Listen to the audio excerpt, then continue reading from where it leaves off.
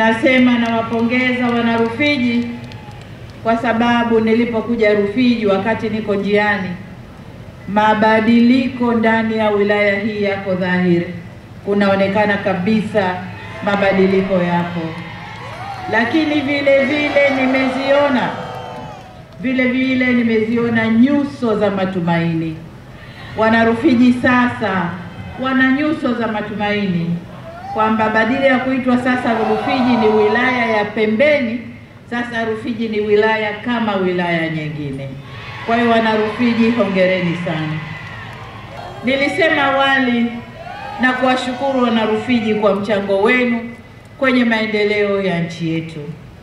Na washukuru kwa sababu wilaya hii ya Rufiji ni sehemu ya mafanikio ya utekelezaji wa mradi mkubwa wa bwawa la Mwalimu Nyerere. Na katika kipindi hiki tunachomaliza miaka mitano, tumeweza kukamilisha ujenzi wa mradi huu wa kufua umeme ambao umetuwezesha kuondokana kabisa na tatizo la upungufu wa umeme ndani ya nchi yetu. Hii ni hatua ya kihistoria. Lakini kwenye hatua hii ya kihistoria, si Rufiji peke yao ambao wameingia kuchangia maendeleo haya.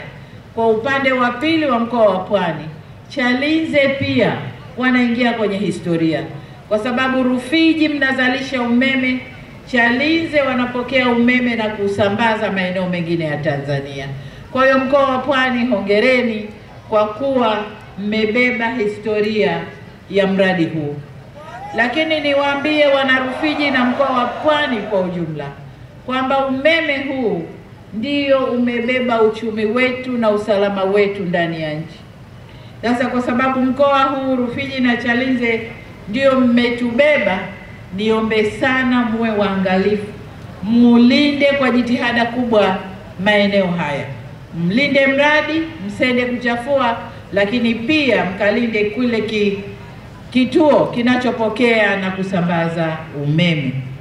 Ndugu zangu, maendeleo haya yameenda sambamba na uwekezaji mwingine tulioufanya wa kufikisha umeme kwenye kila kijiji kama tulivyoahidi kwenye ilani iliyopita ya 2020-2025.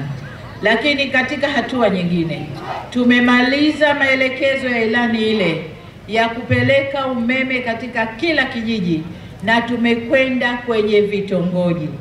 Sasa hivi tunasambaza umeme kwenye vitongoji. Karibu nusu ya vitongoji vya Tanzania tayari vimeshapata umeme pamoja na vijiji vyote. Tunakwenda kumaliza kazi ya kupeleka kwenye vitongoji, tubakiwe na kazi moja tu ya kuunganisha umeme kwenye taasisi na majumbani kwa wale watakaopenda kuunganishiwa ndani ya majumba yao. Au niongee kwamba serikali ya awamu ya 6 mtazamo wake ni kuleta maendeleo kuanzia vijijini. Kwa hiyo tunafanya kazi katika ngazi 3. Tunafanya kazi kwenye ngazi ya huduma za jamii tukianza vijijini, lakini ngazi ya pili ni uwezeshaji wa wananchi kiuchumi na wenyewe tukianza vijijini, na ngazi ya 3 ni zile sekta zinazokuza uchumi mkubwa, uchumi wa taifa, nitazieleza.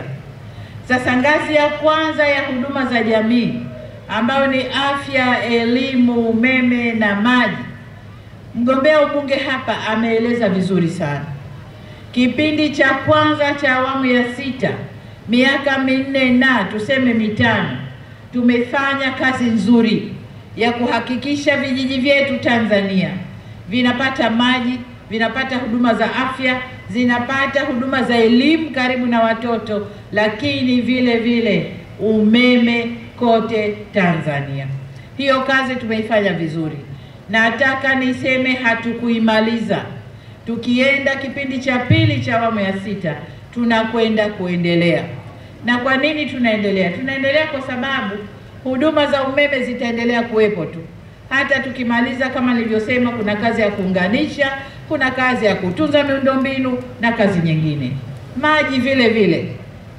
Hata tukimaliza, kila mtu akiwa karibu na maji safi na salama, bado tuna kazi ya kutunza vyanzo vya maji, kutunza huduma na mitambo inayopeleka maji. Kwa hiyo bado kazi tutafanya. Huduma za afya na elimu. Tanzania tumejaliwa, taifa letu lina watoto wengi sana, mashallah, Mungu atuwekee.